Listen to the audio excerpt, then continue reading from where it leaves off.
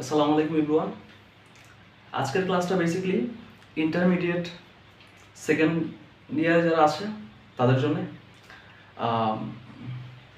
তোমরা সেকেন্ড ইয়ারে যারা বর্তমানে পড়ছো তারা ক্লাসটাতে হোপফুলি তোমরা অনেক উপকৃত হবে। ইংরেজি দ্বিতীয় পত্রের হচ্ছে 2 নম্বর সেকশনে এই প্রশ্নটা মূলত এসে থাকে ফ্রেজ অ্যান্ড ওয়ার্ডস।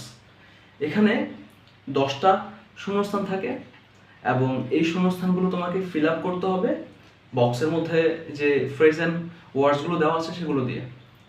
তো এখানে কিছু রুলস অ্যান্ড রেগুলেশন আছে যেগুলো তোমাকে জানতে হবে তুমি যদি এই কোশ্চেনটাকে ফিল আপ করতে চাও।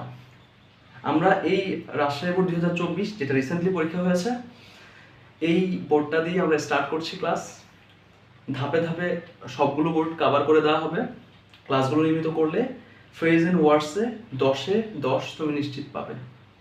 এটা তুমি ধরে রাখতে পারো। খুব সহজ একটা টপিক। Let's start. প্রথম যে এক্সাম্পলটা এখানে বলা হয়েছে যে ইউ লুক এক্সস্টেড, তোমাকে খুব হতাশ বা বিষণ্ণ দেখাচ্ছে। You dash take rest for a while. এখানে এই ড্যাশটার মধ্যে আমরা কি বসাবো? কেমন? সে তোমাকে যেহেতু এক্সস্টেড দেখাচ্ছে, বিষণ্ণ, ক্লান্ত, হতাশ, এখন তোমার কি করা উচিত? অবশ্যই হবে রেস্ট নেওয়া উচিত, তাই না? যদি উচিত অর্থ প্রকাশ পায় অথবা উত্তম হবে, আমি আবার বলছি, যদি উচিত অর্থ প্রকাশ পায় অথবা উত্তম হবে সেক্ষেত্রে আমরা হ্যাড বেটার ব্যবহার করব। কি ব্যবহার করবো বলেন? Had better. ঠিক আছে, তো আমরা এখানে হ্যাড বেটার ব্যবহার করছি।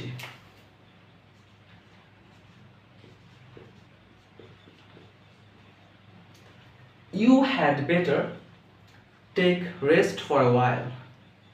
তোমার উচিত হবে কিছুক্ষণ রেস্ট নেওয়া, বিশ্রাম নেওয়া। অথবা তোমার উত্তম হবে, উচিত হবে। আপনি এই দুইটা মিনিং করতে পারবেন। তো এই ফ্রেজ অ্যান্ড ওয়ার্ডসগুলো করার ক্ষেত্রে আপনাকে মাথায় রাখতে হবে যে এটা কোন অর্থে ব্যবহার হয়। এখানে যে ফ্রেজগুলো আর ওয়ার্ডসগুলো আছে এই ওয়ার্ডসগুলো ফ্রেজগুলো কোন অর্থে ব্যবহার হয়, অর্থটা এখানকার কোশ্চেনগুলো করার ক্ষেত্রে খুব ইম্পর্ট্যান্ট। তুমি যদি অর্থটা জানতে পারো তাহলে তুমি এটা ইজিলি করতে পারবে। তো 1 নাম্বার বললাম হ্যাড বেটার, এটার মিনিং হচ্ছে উত্তম হবে অথবা উচিত। কেমন? তো প্রথমটা সলভ করা হয়ে গেল, এরপর দ্বিতীয়টাতে আসি। The thief fled away. চোর পালিয়ে গিয়েছিল। ড্যাশ হি মাইট বি কট। এখানে বোঝাচ্ছে চোর পালিয়ে গিয়েছিল, তাকে ধরা হতো, তাই না? এই বাক্যটার বেলায় আমরা ব্যবহার করব লেস্ট। লেস্ট শব্দটার মানে কি? এই শব্দটার মানে হচ্ছে না হলে। আমি আবারও বলছি যে এখানে শব্দের মিনিংটা জানা খুব ইম্পর্ট্যান্ট। লেস্ট মানে কি বললাম? না হলে। তো এটা যে বসবে এটা বোঝার একটা উপায় আছে। মাথায় রাখবেন যে লেস্টের পর শুড অথবা মাইট বসবে। লেস্টের পর শুড অথবা কি বসবে? মাইট বসবে। লেস্টের পর শুড অথবা কি বসবে? মাইট বসবে। তো যেহেতু শুড অথবা মাইট বসে তার মানে আমি বুঝতেই পারছি যে যেহেতু এখানে মাইট আছে তার মানে এখানে আমরা কি বসাবো? লেস্ট বসাবো। কি বসাবো বলেন? লেস্ট, যার মানে হচ্ছে না হলে।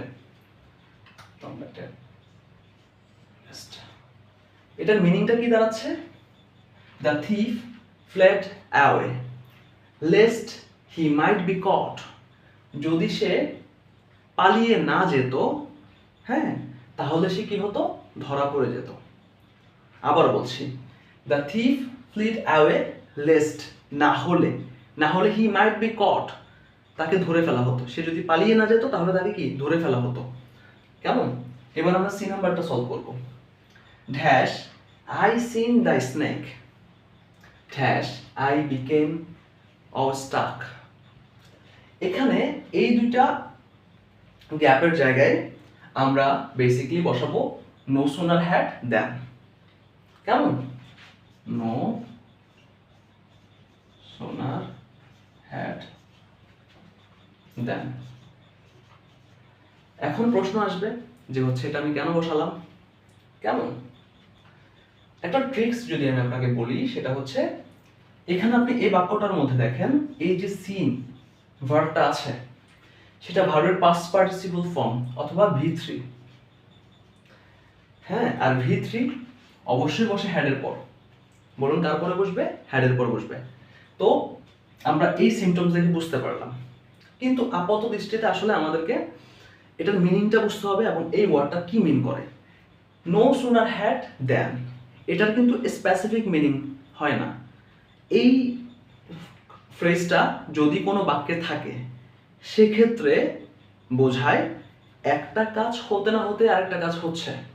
এটার মিনিংটা করে একটা কাজ হতে না হতে আরেকটা কাজ কি হচ্ছে। যেমন no sooner had I seen the snake, আমি সাপ দেখতে না দেখতেই, আমি সাপ দেখতে না দেখতেই আই বিকেম অবস্টাক, আমি সাপ দেখতে না দেখতেই আমি প্রচন্ড রকম ভয় পেয়ে গিয়েছিলাম, আমি প্রচন্ড রকম চমকে গিয়েছিলাম।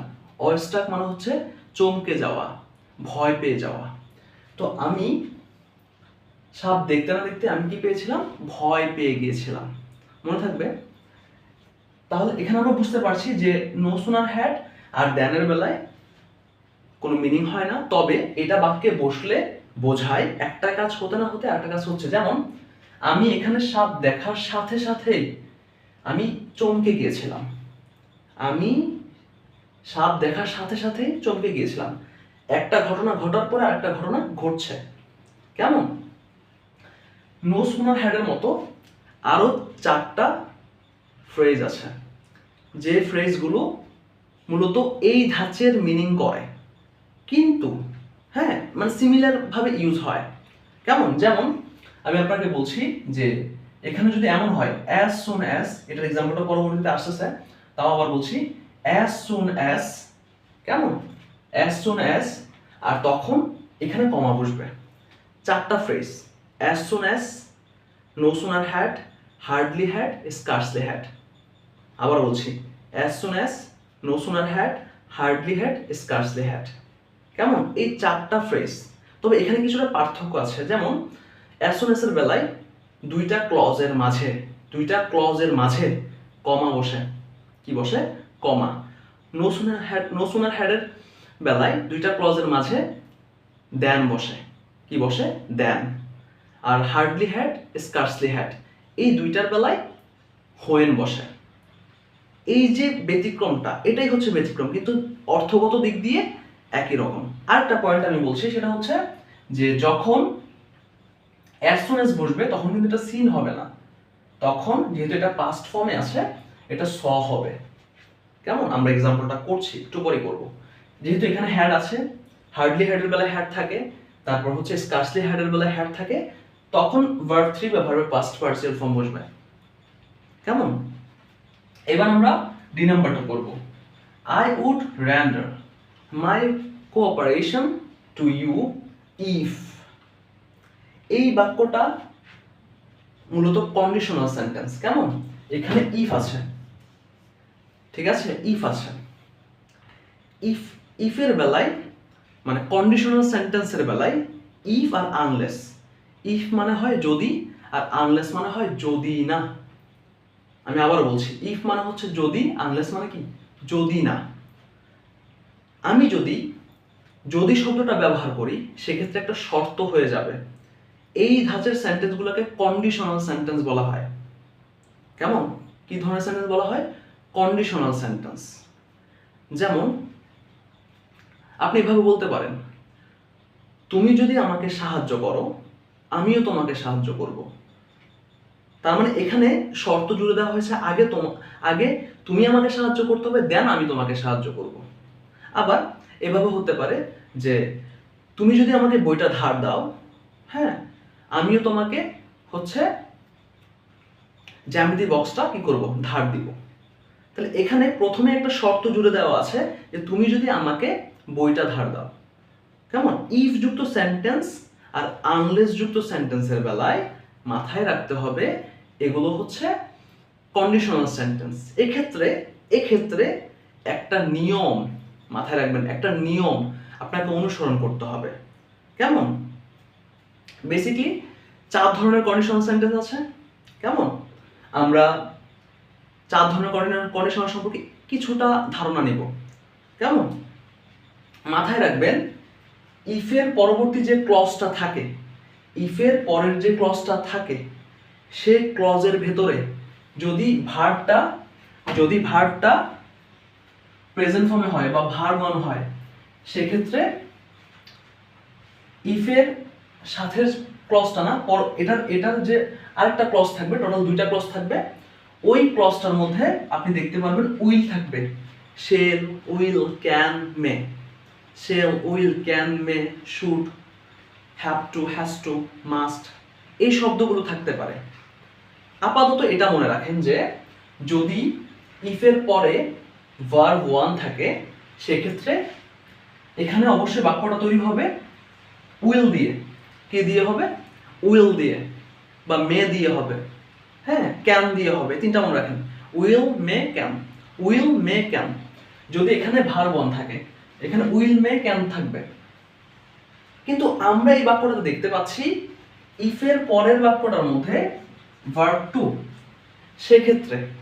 সেক্ষেত্রে এখানেও পাস্ট ফর্মটা বসবে would, could, might. Would, could, might. দেখতে পাচ্ছেন ভার্ব টু, এই জন্য এখানে বসছে উড। কেমন? আর যদি ইফের পরবর্তী ক্লজটার মধ্যে হ্যাড প্লাস ভার্ব থ্রি থাকে, কি থাকে বলেন? হ্যাড প্লাস ভার্ব থ্রি থাকে, সেক্ষেত্রে এখানে would have plus verb three বসবে।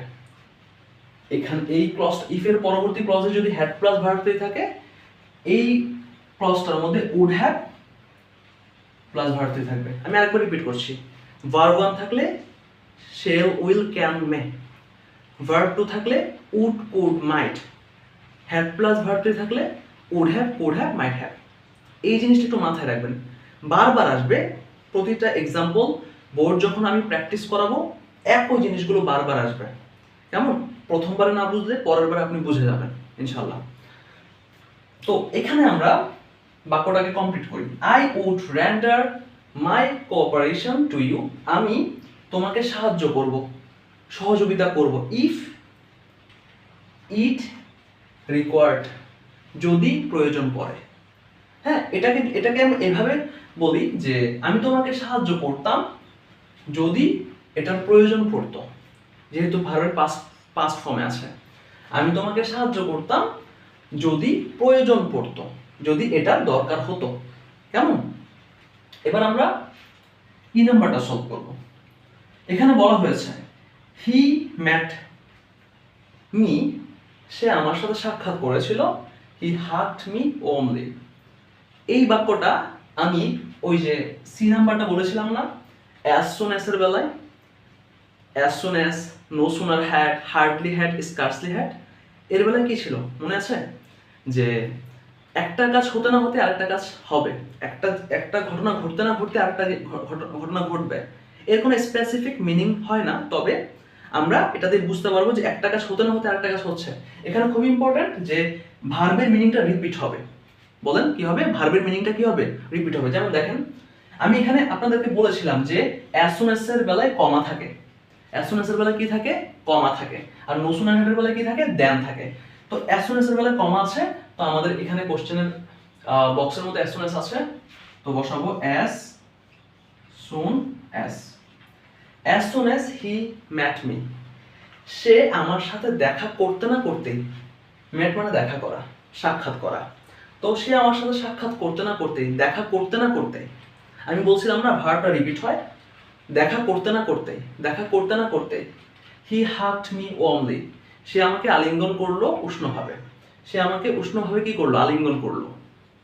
কেমন? হাগ করলো। ঠিক আছে? তো এটা বুঝতে পারলাম কিভাবে, এখানে কমা আছে এবং একটা কাজ হতে না হতে আরেকটা কাজ হচ্ছে, সে আমার সাথে দেখা হতে না হতেই সে হাগ করলো। কেমন? এটা মনে রাখবেন। It was long I had met you. কেমন? এই বাক্যটার মধ্যে সিন্স বসবে। কেমন? সিন্স কেন বসছে? প্রশ্ন আসবে না? অবশ্যই আসবে। হ্যাঁ, এটার মিনিংটা আমরা দাঁড় করাই। ইট ওয়াজ লং, অনেক দিন হয়ে গিয়েছে। আই হ্যাড ম্যাট ইউ, আমি তোমার সাথে দেখা করেছি। অনেক দিন হয়ে গিয়েছে, আমি তোমার সাথে কি করেছি? দেখা করেছি।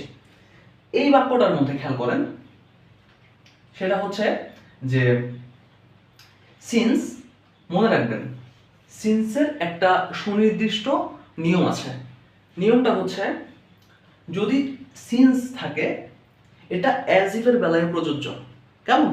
অ্যাজ ইফ আর সিন্সের বেলায় প্রযোজ্য। অ্যাজ ইফটা আসবে একটু পরেই, আমি এখানে বলে দিচ্ছি। অ্যাজ ইফ আর সিন্সের বেলায় প্রযোজ্য। মাথায় রাখবেন, সিন্সের আগে যদি ভার্ব 1 থাকে, পরে ভার্ব 2 থাকবে। আবার বলছি, সিন্সের অথবা অ্যাজ ইফের আগে যদি ভার্ব 1 থাকে, পরে কি থাকবে? ভার্ব 2। আগে ভার্ব 1 থাকলে পরে কি থাকবে? ভার্ব 2। আর আগে যদি এটার আগের যে ক্লজটা, হ্যাঁ, আগের যে ক্লজটা, সেই ক্লজটা যদি ভার্ব 2 হয়, হ্যাড প্লাস ভার্ব 3 বসবে। ভার্ব 2 হলে হ্যাড প্লাস কি বসবে? ভার্ব 3 বসবে। দেখুন যে এখানে সিন্সের যে নিয়মটা, সেই নিয়মটা কিন্তু হয়ে গিয়েছে যে it was long since I had met you, অনেক দিন হয়ে গিয়েছে আমি তোমার সাথে দেখা করেছি। হ্যাঁ, করেছি না বলে করেছিলাম বলবেন। অনেকদিন হয়ে গিয়েছিল আমি তোমার সাথে দেখা করেছিলাম। কেমন? এরপরে পরের সেন্টেন্সটা আমরা করি। আচ্ছা, আমরা যে নাম্বারটা সলভ করি, যেহেতু এটার সাথে কিছুটা সিমিলারিটিস আছে। হি ওভারলুকস মি, সে আমাকে পর্যবেক্ষণ করে। কেমন? এখানে যদি আমি অ্যাজ ইফ বসাই, অ্যাজ ইফ মানে কি জানেন? এমন ভাবে যেন। কি বলেন? এমন ভাবে যেন। মনে থাকবে? অ্যাজ ইফের মানে কি বলেন? এমন ভাবে যেন। হি ওভারলুকস মি, সে আমার দিকে এমন ভাবে, সে আমাকে এমন ভাবে পর্যবেক্ষণ করে, অ্যাজ ইফ যেন হি নেভার নিউ মি, সে আমাকে চেনেই না। অ্যাজ ইফের বেলায় এবং সিন্সের বেলায় যেহেতু একই নিয়ম, আমি বলেছি সিন্স আর অ্যাজ ইফের আগে যদি ভার্ব 1 থাকে, ভার্বের প্রেজেন্ট ফর্ম থাকে, পরে ভার্বের পাস্ট ফর্ম হবে বা ভার্ব 2 হবে। হ্যাঁ, আর আগে যদি হচ্ছে ভার্ব 2 থাকে, পরে হ্যাড প্লাস ভার্ব 3 হবে। হ্যাড প্লাস কি হবে বলেন? ভার্ব 3। এবার খেয়াল করেন, হি ওভারলুকস মি, সে আমাকে এমন ভাবে পর্যবেক্ষণ করে, অ্যাজ ইফ যেন, এমন ভাবে যেন। বলেছিলাম অ্যাজ ইফ মানে কি বলেন? এমন ভাবে যেন হি নেভার নিউ মি, সে আমাকে চেনেই না। সে আমাকে চেনেই না, সে এমন ভাবে পর্যবেক্ষণ করে, সে আমাকে চেনেই না। কেমন? এবার আমরা করব হচ্ছে জি নাম্বারটা। Don't expect any help from him, তার কাছ থেকে কোনো সাহায্য আশা করিও না। হি ইজ, এখানে আমরা বসাবো too busy to help you. এটার মানেটা দাঁড়াচ্ছে সে তোমাকে সাহায্য করার ক্ষেত্রে খুবই ব্যস্ত। সে তোমাকে সাহায্য করার ক্ষেত্রে খুবই ব্যস্ত। এটার মিনিংটা এভাবেই হবে, সে তোমাকে সাহায্য করার ক্ষেত্রে খুবই ব্যস্ত। তার মানে কি দাঁড়াচ্ছে? সে তোমাকে সাহায্য করে না। এই টু টু যুক্ত বাক্যগুলো মাথায় রাখবেন। টু টু যুক্ত বাক্যগুলোর ক্ষেত্রে নেগেটিভ মিনিং দেয়। যদিও এখানে কোনো নট নেই, তারপরে এটার সেন্সটা নেগেটিভ। যেমন দেখেন, সে এতটাই ব্যস্ত তোমাকে সাহায্য করার ক্ষেত্রে, তার মানে তোমাকে সাহায্য করবে না সে। ঠিক আছে? তো এটা মাথায় রাখবেন। আর এইটার উপরে অবশ্যই ভার্ব বসবে। এবার আমরা এইচ নাম্বারটা করব। আই এম অ্যান অরফান, আমি একজন অনাথ। নাও, এখন। ড্যাশ মাই ফাদার লিভড লঙ্গার, বর্তমানে অনাথ। সে বলতে চাচ্ছে তার বাবা যদি বেঁচে থাকতো। এখানে তার ইচ্ছাটা প্রকাশ পেয়েছে, আর ইচ্ছাটা বেসিক্যালি হচ্ছে উডদের দ্বারা প্রকাশ পায়। কি দিয়ে প্রকাশ পায় বলেন? উডদের দ্বারা। উডদের অথবা আই উইশ। তো এখানে মূলত উডদের আছে, আমরা উডদেরটা বসাবো। Would that. হ্যাঁ, would that my father lived longer, যদি আমার, এখানে যদি মিনিং করবে, কেমন, যদি আমার বাবা বেঁচে থাকতো।